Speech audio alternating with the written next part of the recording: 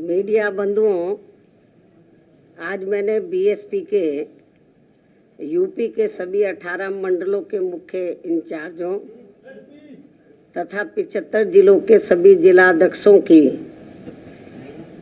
ये इकट्ठा अति महत्वपूर्ण बैठक बुलाई है।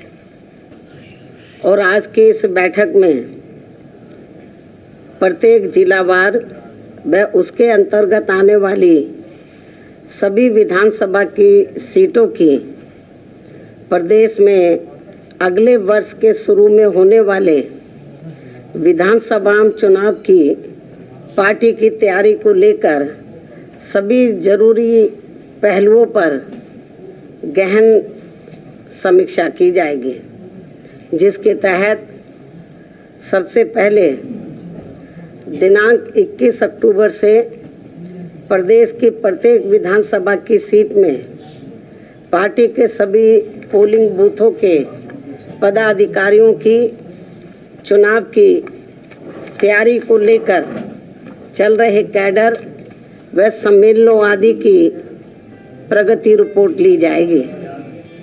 रिपोर्ट में जिले की किसी भी विधानसभा की सीट में कमी मिलने पर फिर उसे दूर करने के लिए अब इन्हें केवल 1 सप्ताह का ही समय दिया जाएगा।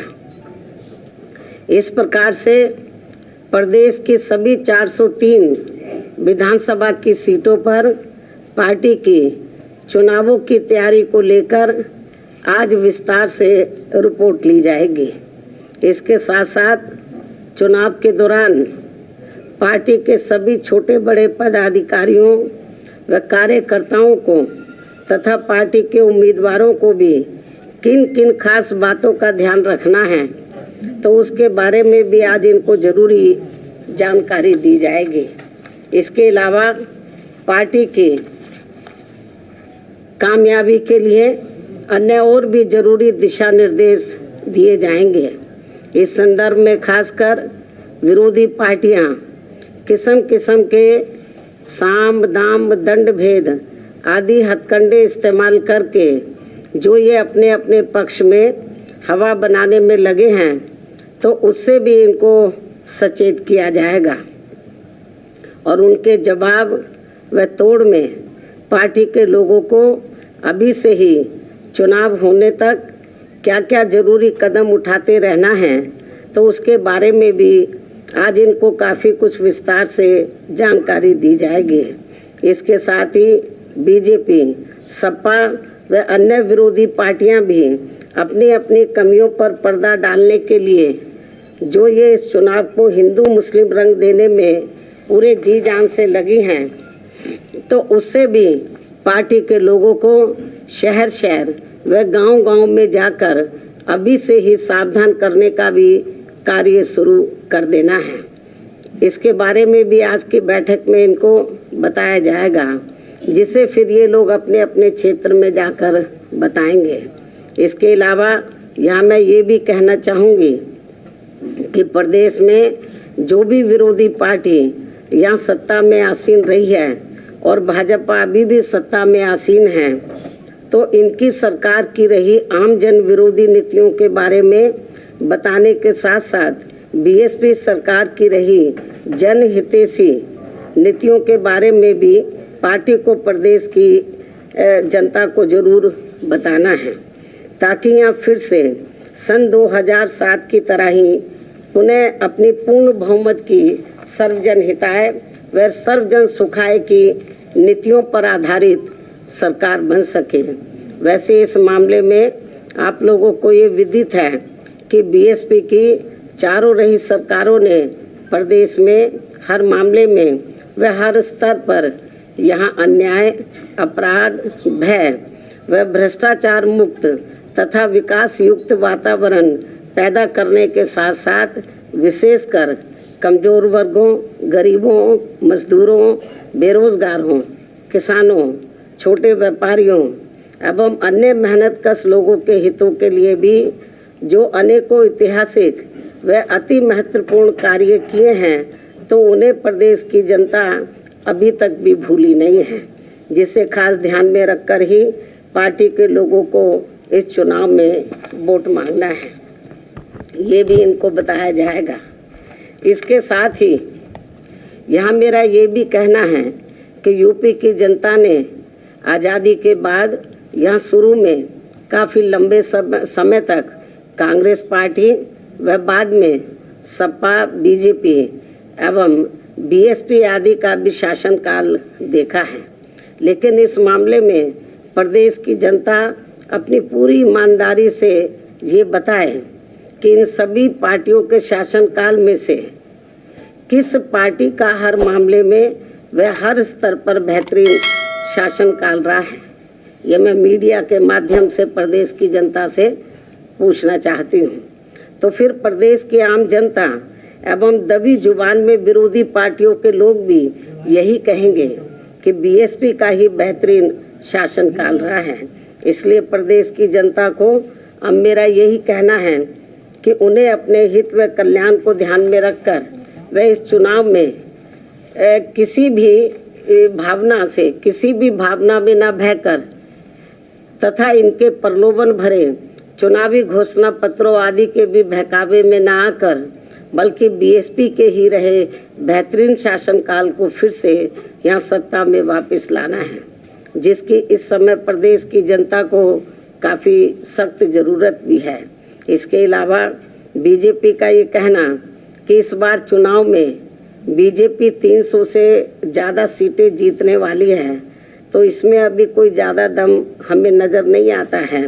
वरना फिर ये पार्टी चुनाव होने से कुछ समय पहले यहाँ आए दिन ताबड़तोड़ असंख्य घोषणाएं, शिलान्यास एवं अधकच्चे कार्यों के उद्घाटन व लोकार्पण आदि नहीं करती।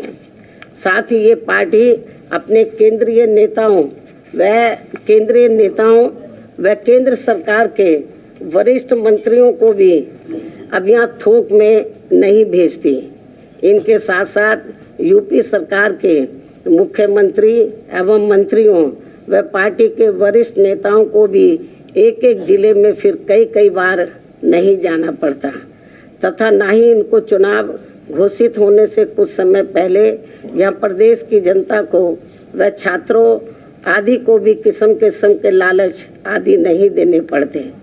यदि यही स्थिति हमें काफ़ी कुछ सपा व अन्य विरोधी पार्टियों की भी देखने के लिए मिल रही है, लेकिन ये सब प्रदेश की जनता काफ़ी अच्छी तरह से समझ रही है। इसलिए मुझे पूरा भरोसा है कि यूपी की जनता अब इनके किसी भी प्रलोभन व हथकंडे आदि के बहकावे में आसानी से आने वाली नहीं है, बल्कि इस बार बीएसपी ही जरूर सत्ता में आने वाली है। और इसका मुझे अपने जमीन से जुड़े कार्यकर्ताओं व छोटे बड़े पदाधिकारियों आदि पर पूरा भरोसा भी है, जो मेरे दिशा निर्देशन में अपने अपने क्षेत्र की प्रत्येक विधानसभा में उसके सभी पोलिंग बूथों के क्षेत्र में वहाँ के लोगों को हर मामले में चुनावी तौर पर जागरूक करने में लगे हैं।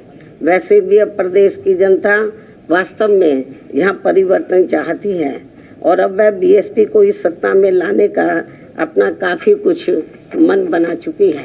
इस उम्मीद व भरोसे के साथ ही अब मैं अपनी बात यहीं समाप्त करती हूँ। धन्यवाद।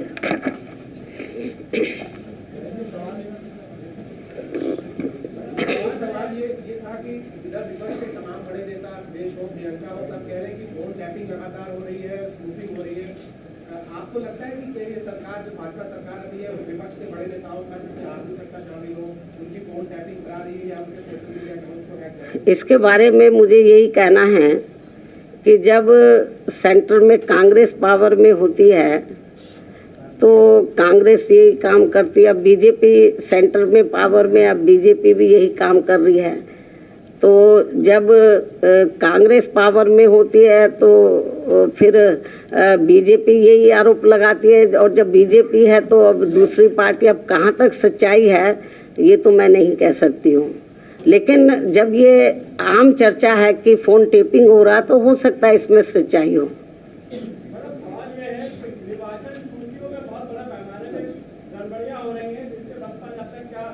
एक्शन लिया है। और दूसरा सवाल ये है कि निर्वाचन कार्ड को आधार में जोड़ा है, कानून पर भाजपा ने समर्थन नहीं। इसके बारे में मैं आपको ये बताना चाहती हूँ कि अभी जो आप वो त्रुटि की बात कर रहे हैं, तो हमारी पार्टी के लोग अपने अपने जिले में जब इनको उधर के जिला निर्वाचन अधिकारी बुलाते तो अपनी त्रुटियां वहां पर ये रखते हैं।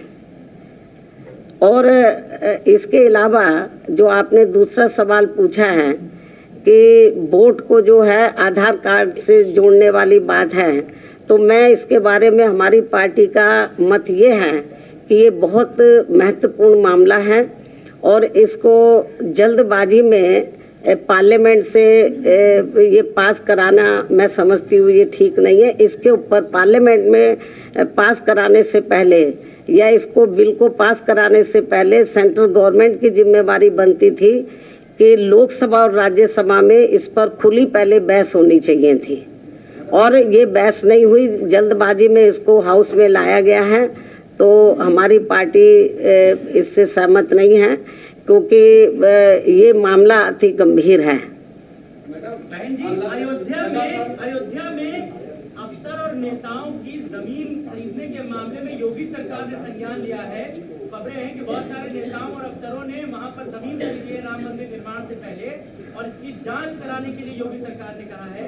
तो क्या राम मंदिर निर्माण से पहले वहां पर जो जमीनों को लेकर के एक बड़ा विवाद था, बड़ा प्रश्न था, वो घटना कैसे देखती हैं आप? क्या सच्चाई दिखती है आपको? ये मैंने मीडिया के माध्यम से मुझे भी जानकारी मिली है। ये मामला अति गंभीर है और इस मामले की उच्च स्तरीय जांच होनी चाहिए, और हमारी पार्टी तो ये चाहेगी कि माननीय सुप्रीम कोर्ट इसमें दखल दे तो ज़्यादा बेहतर होगा।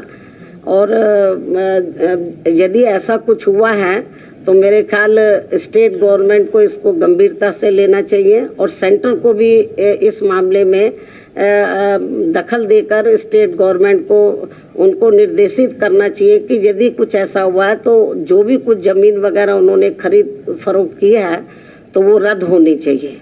मामला चल रहा है, काफी दिनों से वो लोग धरने पर बैठे हैं जो गार्डन में कई मेहनत से हैं। उस पर आपकी पार्टी का क्या दोबारा रिपीट करो। 69,000 शिक्षक भर्ती मामला चल रहा है, उनका कहना है कि घोटाला हुआ है, बहुत बड़ा घोटाला है, और इसको लेकर काफी दिनों से वो जो है धरने पर बैठे हैं, लगातार जो है भाजपा कार्यालय में प्रदर्शन करते हैं, कई जगह कर चुके हैं।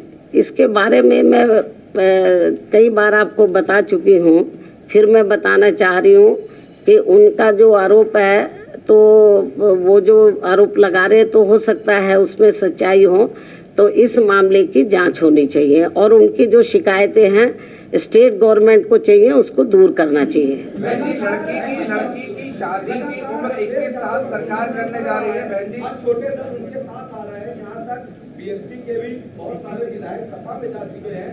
सपा का कहना है कि ये नई हवा सपा के साथ है, आप क्या कहेंगे? ये तो वक्त ही बताएगा, जब रिजल्ट आएगा तो फिर आप मेरे से सवाल पूछना। बहन जी, सवाल ये कि बीजेपी के तमाम नेता रैली कर रहे हैं, प्रधानमंत्री से लेकर के अमित शाह सभी लोग यूपी में हैं। आपकी रैली की कब से शुरुआत हो सकती है? आपको बता दिया जाएगा। जो मैदान में जो इधर उधर घूम रहे हैं उनको घबराहट है, उनको बड़ी घबराहट हो रही है, पता नहीं वो पावर में आए ना आए। बीजेपी को भी हो रही है, सपा भी सोच रही है, तो इसलिए ये बेचारे मारे मारे घूम रहे हैं। तो हमारी पार्टी के लोग अपने जमीन पे उधर जो है हर पोलिंग बूथ स्तर पर अपने काम में लगे हैं, और जब वक्त आएगा तो आपको बता दिया जाएगा कि मैं मैदान में कब निकल रही हूँ। लड़की की शादी की उम्र सीमा 21 साल हो गई है, इम्प्लीमेंट होने जा रहा है, इसका आपका क्या कहना है? क्या बोला?